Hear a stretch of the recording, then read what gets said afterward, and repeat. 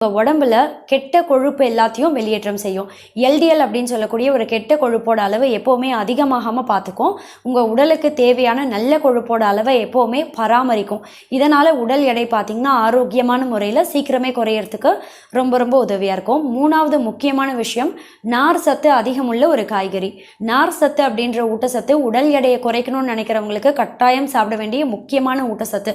ஏன்னா இந்த நார் சத்து அதிகமுள்ள உணவுகளை நீங்கள் சாப்பிடும்போது தான் பசி உணர்வை எப்போவுமே சீக்கிரமே கட்டுப்பாட்டில் வைக்க முடியும். இப்போ ஒரு கப் அளவு, ஒரு மீடியம் சைஸ் கப் அளவு நீங்கள் இந்த முட்டைகோஸ் பொரியல் இல்லை கூட்டு மாதிரி எடுத்துக்கிறீங்கன்னா, நீங்கள் ஒயிட் ரைஸ் சாப்பிட்றீங்கன்னா அந்த ஒயிட் ரைஸோட அளவு நீங்கள் தானாகவே கம்மி பண்ணிடுவீங்க சாப்பிட்றத.